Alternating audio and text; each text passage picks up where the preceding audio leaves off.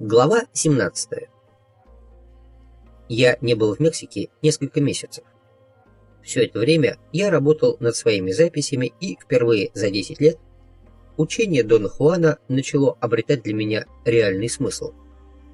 Я почувствовал, что вынужденные длинные перерывы в обучении шли мне на пользу, давая возможность осмыслить свои находки и расположить их в порядке, соответствующем моему восприятию и интересам. Однако события, происшедшие за время последнего визита к Дону Хуану, указали на преждевременность моего оптимизма в отношении понимания его системы знаний. Последняя запись в моем блокноте датирована 16 октября 1970 года. События этого дня стали для меня поворотными. Они ознаменовали начало нового цикла обучения, который так сильно отличался от предыдущего, что на этом должна закончиться моя книга. Когда я подъехал к дому Дона Хуана, он сидел на обычном своем месте у двери под армадой. Я поставил машину в тени дерева, взял портфель и чемодан с продуктами, подошел к нему и громко поздоровался. И тут выяснилось, что он не один. Незнакомый мне человек сидел сзади за кучей дров и смотрел на меня. Дон Хуан приветливо помахал мне рукой, и его гость тоже. Судя по одежде, он был не индейцем, а мексиканцем с юго-запада. На нем были голубые джинсы, бежевая рубашка, стетсоновская шляпа и ковбойские сапоги. Я заговорил с Доном Хуаном и затем взглянул на мексиканца. Тот улыбнулся мне. Какое-то время я пристально смотрел на него. «Наш маленький Карлос совсем не хочет со мной разговаривать», — сказал он Дону Хуану. «Только не говори мне, что он сердится на меня». Прежде чем я смог что-то сказать, они оба расхохотались. Только тогда я понял, что незнакомец был Доном Хенаро. «Ты не узнал меня, да?» — спросил он, все еще смеясь. Я вынужден был признаться, что его наряд сбил меня с толку. «Что ты делаешь в этих краях, Дон Хенаро?» «Он приехал насладиться горячим ветром», — сказал Дон Хуан. «Не правда ли?» «Верно», — сказал Дон Хенаро. «Ты не представляешь, что может сделать горячий ветер для тела такого старика, как я». Я сел между ними. «И что же он делает с твоим телом?» — спросил я. «Ветер рассказывает моему телу исключительные вещи», — ответил Дон Хенаро. Он повернулся к Дону Хуану, и глаза его заблестели. «Правда?» Дон Хуан утвердительно кивнул.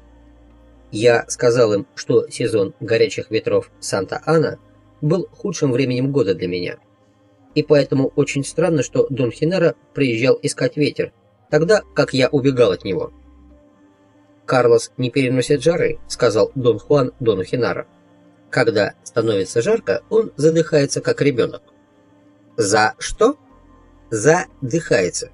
«Боже мой», — сказал Дон Хенаро, изображая беспокойство, и неописуемо смешным жестом выразил крайнее отчаяние. Потом Дон Хуан объяснил ему, что я так долго не приезжал из-за неприятного приключения с союзниками. «О, так ты наконец встретил союзника!» — воскликнул Дон Хенаро. «Кажется, да», — с напускной небрежностью ответил я. Они расхохотались. Дон Хенаро 2 или 3 раза легонько похлопал меня по спине. Я расценил этот жест как выражение сочувствия. Задержав руку на моем плече, он посмотрел мне в глаза, и я почувствовал спокойную удовлетворенность. Но это длилось лишь мгновение. А потом Дон Хенаро произвел со мной какую-то невообразимую манипуляцию, и на меня вдруг навалилась такая тяжесть, будто на плечи мне взвалили валун. Ощущение было таким, словно вес его руки увеличился в 200 раз. В конце концов я не удержался и под этим грузом начал сгибаться вперед, пока не стукнулся головой о землю. «Малютке Карлосу нужна помощь», — сказал Дон Хенаро, бросив на Дона Хуана заговорческий взгляд. Я выпрямился и посмотрел на Дона Хуана, но он глядел куда-то вдаль. Я с досадой подумал, что Дон Хуан ведет себя так, словно не имеет ко мне никакого отношения. Дон Хенаро засмеялся, похоже, что он ждал моей реакции. Я попросил его еще разок положить руку мне на плечо, но он не захотел. Я потребовал, чтобы он хотя бы объяснил, что это было. Он усмехнулся. Я снова обратился к Дону Хуану. Рука Дона Хинара была такой тяжелой, что у меня чуть не сломался позвоночник. «Ничего по этому поводу не могу сказать», — произнес Дон Хуан в своей комической манере. Он никогда не клал руку мне на плечо. И они оба расхохотались. «Что ты со мной сделал, Дон Хинара?» — спросил я. «Положил руку тебе на плечо только и всего», — ответил он простодушно. «Положи еще раз». Он отказался. Тут вмешался Дон Хуан и попросил меня рассказать Дону Хинара о том, что со мной происходило в ту ночь в горах. Я решил, что от меня требуется подробный отчет, и принялся рассказывать с полной серьезностью, но чем серьезнее я становился, тем сильнее они хохотали. Я даже пару раз остановился, но они просили продолжать. Когда я закончил, Дон Хуан сказал: «Теперь союзник непременно придет к тебе, независимо от твоего отношения к нему. Ты можешь сидеть без дела или думать о женщинах, и вдруг хлоп, кто-то похлопает тебя по плечу. Обернешься, а сзади стоит союзник. Что я могу сделать, если такое произойдет?» Минуточку», — сказал Дон Хинара. «Вопрос некорректен. Надо спрашивать не о том, что ты можешь делать. Ты не можешь сделать ничего, и это вполне очевидно. А следует спросить, что может сделать воин». Прищурившись, он смотрел на меня, склонив голову вправо и скривив рот. Я посмотрел на Дона Хуана, пытаясь по его виду понять, шутит Дон Хинара или нет. Но Дон Хуан сидел с каменным выражением лица. «Ладно», — сказал я, — «что делает в таком случае воин?» Дон Хинара подмигнул и почмокал губами, как бы подбирая подходящее слово. Он неотрывно смотрел на меня, потирая подбородок. «Воин делает штаны», — произнес он с величественной невозмутимостью, доступной только индейцу. Дон Хуан закрыл лицо руками, а Дон Хинаро хлопнул ладонью по земле, и оба разразились хохотом. «Страх — это сильное чувство», — сказал Дон Хуан, отсмеявшись. «Когда воин не уверен в победе, он, не раздумывая, показывает союзнику спину. Воин не может, потакая себе, помереть от страха, и поэтому позволяет союзнику прийти только тогда, когда находится в хорошей форме. Когда воин достаточно силен для схватки, он открывает свой просвет, выманивает союзника, хватает, прижимает к себе и неотрывно смотрит на него столько, сколько нужно. И потом отводит глаза и отпускает союзника на все 4 стороны. Воин, дружок, он воин и есть. В любой ситуации он мастер. «Что будет, если долго смотреть на союзника?» — спросил я. Дон Хинара посмотрел на меня и изобразил пронзительный взгляд. «Кто знает», — сказал Дон Хуан. «Может быть, Хинаро расскажет тебе, что было с ним?» «Может, и расскажу», — промолвил Дон Хинаро и усмехнулся. Дон Хинаро встал, потянулся, хрустнул суставами и вытаращил глаза, так, что они округлились и стали совершенно безумными. «Хинаро собрался пустыню стряхнуть», — продекламировал он и направился в Чапараль. «Хинаро хочет тебе помочь», — сказал Дон Хуан доверительным тоном. «Когда мы были у него, он сделал с тобой такую же шутку, и ты почти видел. Я подумал, что речь идет об уроке у водопада, но он, оказывается, имел в виду неземной грохот, который я слышал возле дома Дона Хинара». «Кстати, что это было?» — спросил я. «Мы тогда посмеялись, но ты так ничего и не объяснил». «Но ты так ничего и не спросил?» «Я спрашивал». «Нет, ты спрашивал о чем угодно, только не об этом». Во взгляде Дона Хуана было обвинение. «Это искусство Хинаро. Кроме него, никто на такое не способен. Ты тогда почти видел». Я сказал, что мне и в голову не приходило, что между видением и этими странными звуками может быть какая-то связь.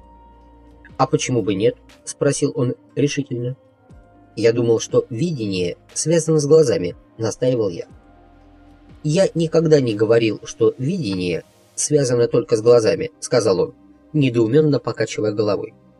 «Как он это делает?» — не отставал я. «Он же говорил тебе», — резко ответил Дон Хуан. В этот момент раздался странный грохот. Я подскочил, а Дон Хуан рассмеялся. Звук был похож на грохочущую лавину. Слушая его, я осознал довольно смешной момент. Большинство моих представлений о звуках подчеркнуто из кинофильмов. Грохот, который я слышал, был похож на тот звук, которым в кино сопровождается мощная лавина, когда снег со всего склона горы обрушивается в долину. Дон Хуан схватился за бока, словно они болели от хохота. Громоподобный раскат потряс землю, как будто откуда-то свалился огромный валун. Звучало это так, словно валун катился прямо на меня. Я пришел в замешательство. Мышцы напряглись, все тело приготовилось к бегству. Я взглянул на Дона Хуана. Он смотрел на меня. И тут я услышал самый страшный удар в своей жизни. Сила звука была необычайной, словно огромный обломок скалы рухнул прямо на дом. Все задрожало, и в этот миг я испытал странное ощущение. В течение какого-то мгновения я действительно видел за домом огромный валун величиной с гору. Это не было изображением валуна, наложенным на пейзаж, окружавший дом. Не было это также и видением реального валуна. Скорее всего, это можно было описать как образ гигантского валуна, рожденный звуком. Я видел звук. Ощущение было настолько непостижимым, что я пришел в отчаяние и невыразимое замешательство. Я никогда не подозревал, что мои органы чувств способны воспринимать таким странным образом. Меня охватил иррациональный страх, и я рванулся бежать, но Дон Хуан схватил меня за локоть и сказал, чтобы я никуда не убегал, и не вертел головой, а смотрел в том направлении, куда ушел Дон Хенаро. Последовала еще целая серия звуков, как будто несколько камней кучей свалились, стуча друг о друга. Потом все стихло. Через несколько минут Дон Хенаро вернулся и сел под ромадой. Он спросил, видел ли я. Я не знал, что ответить. Я взглянул на Дона Хуана. Тот смотрел на меня. «Я думаю, да», — сказал он и усмехнулся. Я хотел сказать, что понятия не имею, о чем идет речь. Я сильно расстроился и чуть ли не физически ощущал злость и крайнее неудобство. «Думаю, что ему нужно побыть здесь одному», — сказал Дон Хуан. Они встали и прошли мимо меня. «Карлос индульгирует в своем замешательстве», — громко проговорил Дон Хуан. Несколько часов я оставался в одиночестве, занимаясь своими записями. Мне стало ясно, что ситуация была абсурдной с самого начала, с того момента, как я увидел Дона Хенаро, сидевшего под ромадой. И чем больше я об этом думал, тем очевиднее становилось. Дон Хуан передал Дону Хенаро бразды правления. Это наполнило меня зловещим предчувствием. Они вернулись в сумерках и сели рядом со мной. Придвинувшись, Дон Хенаро почти на меня навалился. Его тонкое хрупкое плечо коснулось меня, и возникло то же ощущение, что и тогда, когда он положил мне на плечо ладонь. Меня согнуло под весом сокрушительного груза, и я повалился на бедро Дона Хуана. Он помог мне подняться и участливо спросил, не собирался ли я вздремнуть у него на коленях. Дон Хенаро был удовлетворен. Глаза его сияли. Мне хотелось плакать. Было такое чувство, словно я зверь, которого посадили в клетку. «Я тебя пугаю, да, Карлос?» — спросил Дон Хенаро с видом искренней озабоченности. «Ты похож на дикую лошадь». «Расскажи ему какую-нибудь историю», — сказал Дон Хуан. «Это единственное, от чего он успокаивается». Они отодвинулись и сели напротив, с любопытством меня разглядывая. Глаза их мерцали в темноте, подобно темным озерам. Это не были человеческие глаза. Они внушали суеверный ужас. Некоторое время мы смотрели друг на друга. Потом я не выдержал и отвел взгляд. Я обнаружил, что их самих я не боюсь. Но глаза их пугали до такой степени, что меня начала бить дрожь. Я был в полном недоумении и чувствовал себя крайне неуютно. После продолжительной паузы Дон Хуан потребовал, чтобы Дон Хенаро рассказал мне о том, что произошло, когда он пытался переглядеть своего союзника. Дон Хенаро сидел в 1,5 метрах от меня. Он ничего не сказал. Я взглянул на него. Мне показалось, что его глаза раз в 5 больше, чем нормальные глаза обычного человека. Они сияли и неодолимо втягивали. То, что казалось светом его глаз, заливало все вокруг, Тело Дона Хинаро как бы сжалось и было похоже на кошачье. Я заметил, что это кошкообразное тело шевельнулось и испугался. Совершенно автоматически я принял боевую позу, ритмично ударяя ладонью по лодыжке. Это случилось непроизвольно, словно всю жизнь я только тем и занимался, что отрабатывал технику магической защиты. Опомнившись, я почувствовал неловкость и взглянул на Дона Хуана. Его глаза были добрыми, они успокаивали. Он громко засмеялся. Дон Хинаро издал звук, похожий на мурлыканье, встал и ушел в дом. Дон Хуана объяснил, что Хинаро очень силен и не любит заниматься пустяками. Глазами он меня только дразнил. И снова выяснилось, что я знаю гораздо больше, чем мне кажется. Еще Дон Хуан упомянул о том, что в сумерках маги очень опасны, а такие мастера, как Хинаро, могут творить невообразимые чудеса. Несколько минут прошли в молчании. Мне стало лучше. Разговаривая с Доном Хуаном, я расслабился. Ко мне вернулась уверенность. Затем он сказал, что неплохо бы перекусить, потому что скоро мы отправимся на прогулку. Дон Хинаро собирается показать мне приемы маскировки. Я спросил, что такое приемы маскировки. Он ответил, что больше не будет мне ничего объяснять, так как объяснения только усиливают мою склонность к индульгированию. Мы вошли в дом. Дон Хинаро сидел в свете керосиновой лампы с набитым ртом и жевал. После еды мы втроем направились в густой чапараль. Дон Хуан шел рядом со мной. Дон Хинаро немного впереди. Ночь была довольно светлой. Несмотря на плотную облачность, я все хорошо видел. В какой-то момент Дон Хуан остановился и велел мне идти за Доном Хинаро. Я заколебался. Легонько подтолкнув меня, он сказал, что все нормально, и добавил, что я всегда должен находиться в состоянии готовности и верить в собственные силы. Я пошел за Доном Хинаро. В течение 2 часов я пытался его догнать, но, как ни старался, расстояние между нами не сокращалось.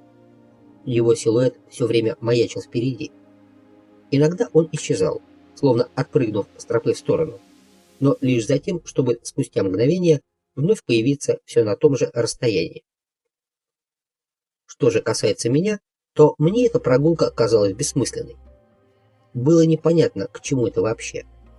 За Доном Хинаро я шел только потому, что не знал обратной дороги. Я не мог понять, что он делает, и думал, что мы идем к какому-то неизвестному мне месту, в гуще чапараля, где Дон Хинаро покажет мне приемы маскировки, о которых говорил Дон Хуан. В какой-то момент я вдруг почувствовал, что Дон Хинаро находится где-то позади меня. Я оглянулся и на некотором расстоянии заметил фигуру человека. Эффект был поразительный. Я изо всех сил вглядывался в темноту, пытаясь рассмотреть, кто там стоит. От него меня отделяло 15 метров. Фигура почти сливалась с кустами. Она словно бы пряталась среди теней. Логически рассуждая, я пришел к заключению, что это должен быть Дон Хуан. Видимо, все это время он следовал за нами. В то же мгновение, когда я сделал этот вывод, человек исчез. Я больше не мог различить его среди кустов. Я пошел туда, где он стоял, но никого не нашел. Дона Хинаро тоже нигде не было видно. И поскольку я не знал дороги, пришлось сесть на землю и ждать. Через полчаса подошли Дон Хуан и Дон Хинаро и позвали меня по имени. Я встал и подошел к ним. Возвращались мы в полном молчании.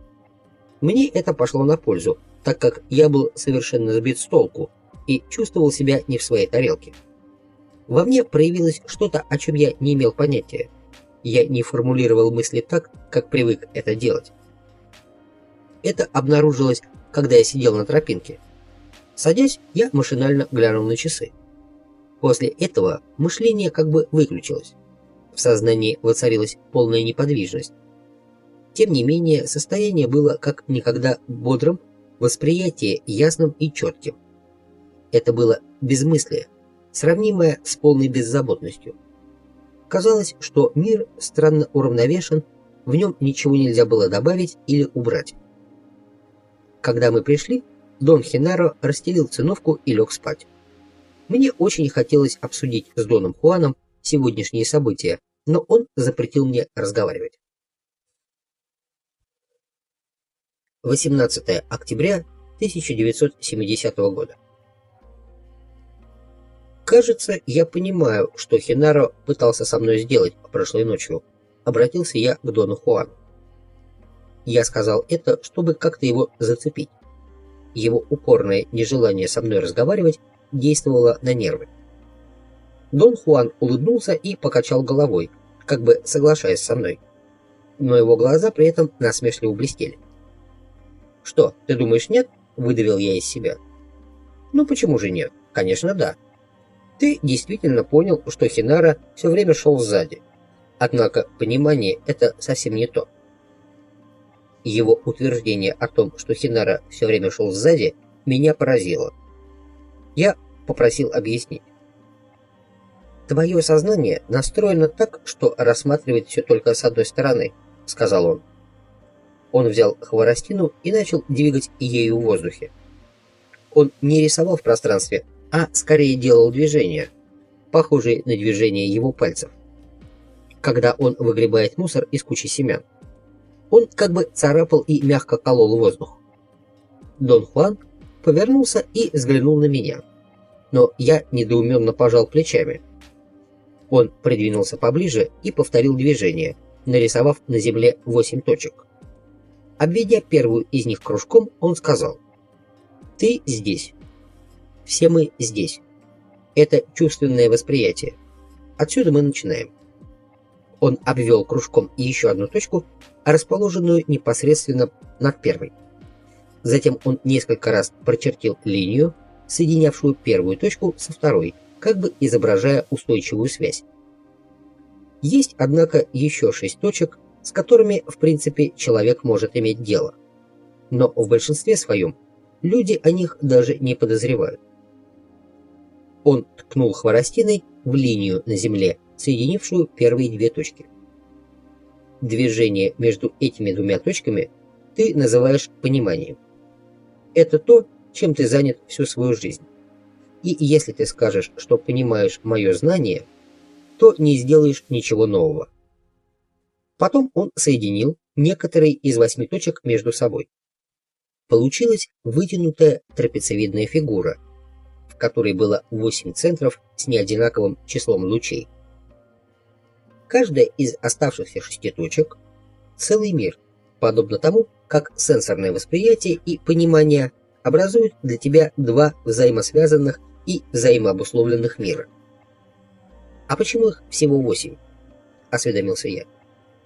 «Почему не бесчисленное количество, как в окружности?» Я нарисовал на земле окружность. Дон Хуан улыбнулся.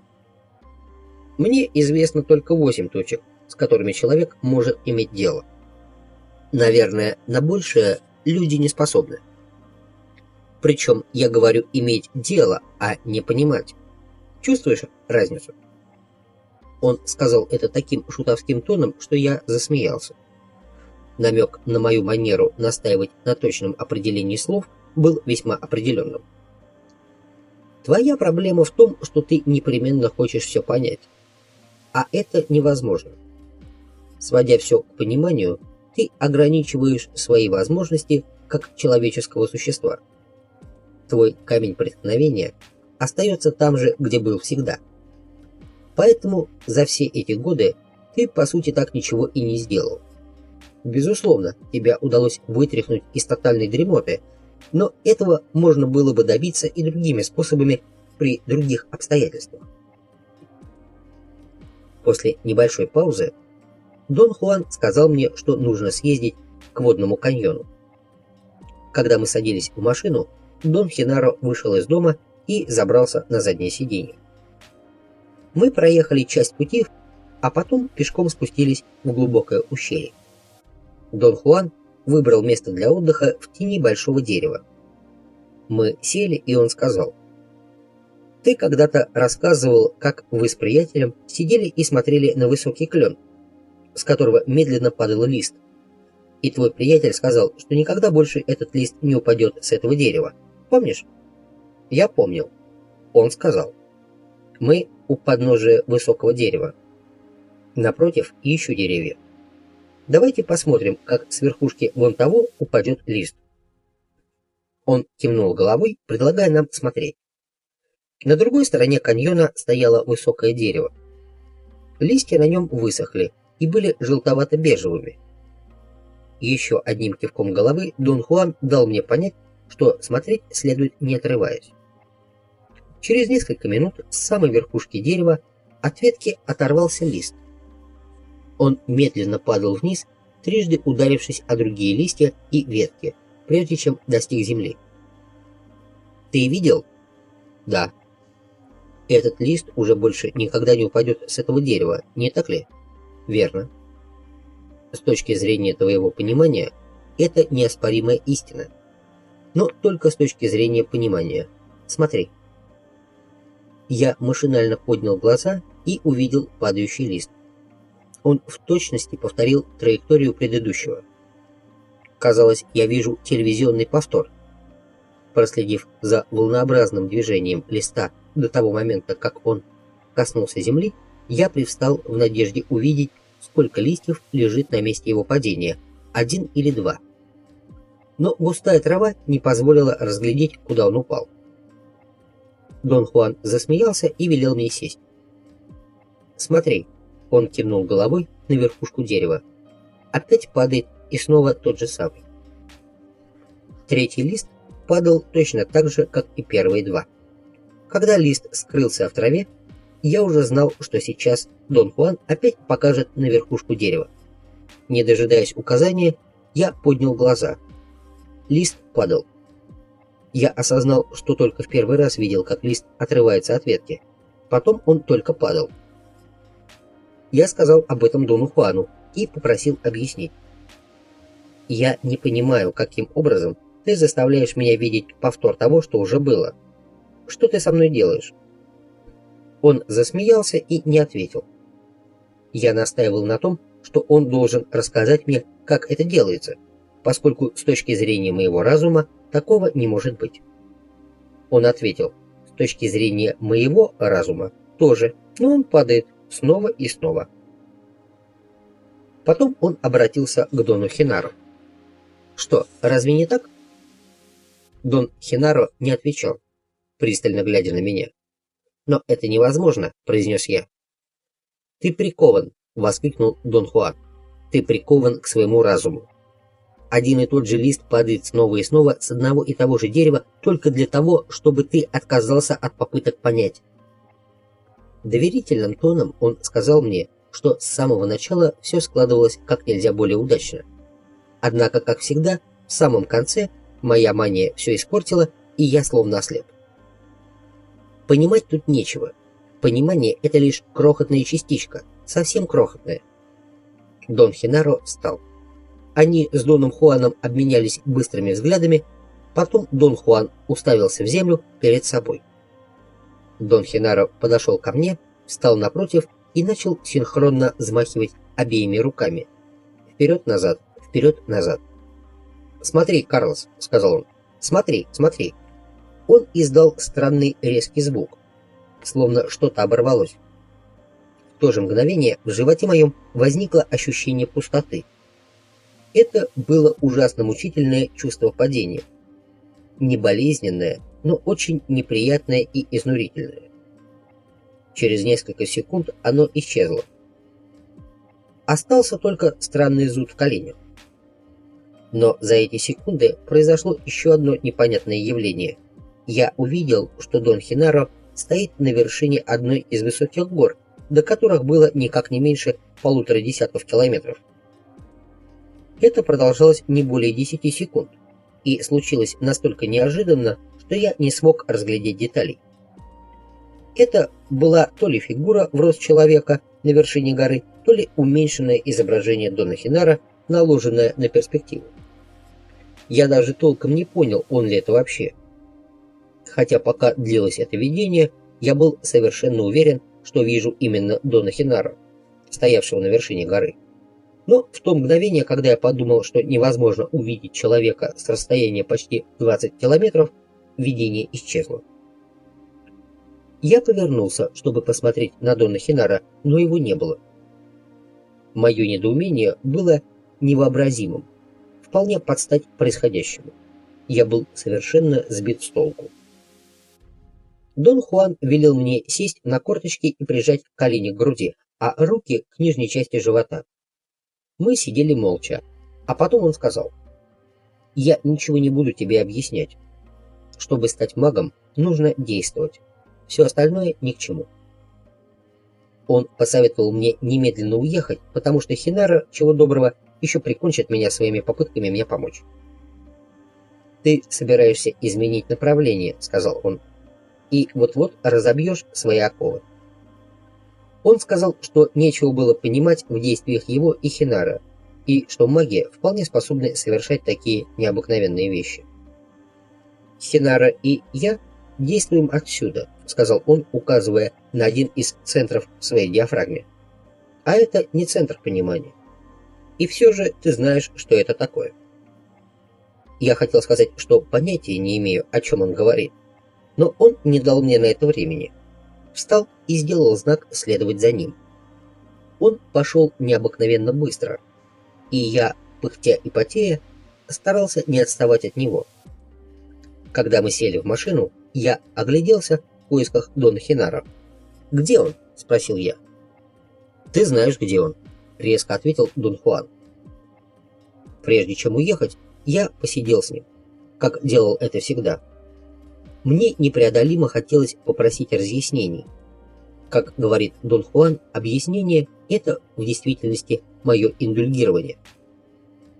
«Где Дон Хинаро?» — осторожно спросил я. «Сам знаешь», — сказал Дон Хуан. «Ты терпишь неудачу за неудачей именно потому, что пытаешься понять. Прошлой ночью, например, ты с самого начала знал, что Дон Хинаро позади тебя. Ты даже обернулся, чтобы его разглядеть». «Да нет же, вовсе я этого не делал», — запротестовал я. Я говорил совершенно искренне. Мое сознание отказывалось принимать воздействие такого рода, как реальность. Но в то же время, после 10 лет обучения у Дона Хуана, я не мог больше полагаться на свои привычные критерии реальности. Однако все мои изыскания относительно природы реальности до сих пор оставались чисто интеллектуальными манипуляциями. Доказательством тому служили тупики, в которые своими действиями то и дело загоняли меня Дон Хуан и Дон Хинаро. Дон Хуан взглянул на меня, и во взгляде его было столько печали, что я невольно заплакал. Слезы сами катились из глаз. Впервые в жизни я ощутил всю тяжесть и обременительность здравого смысла. На меня накатила какая-то неописуемая мука.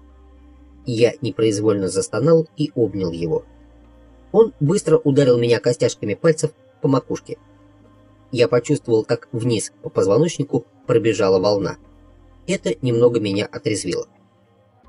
«Ты слишком сильно себя жалеешь и потакаешь своей слабости», — мягко сказал он. Эпилог. Дон Хуан медленно ходил вокруг меня, как бы раздумывая, говорить или нет.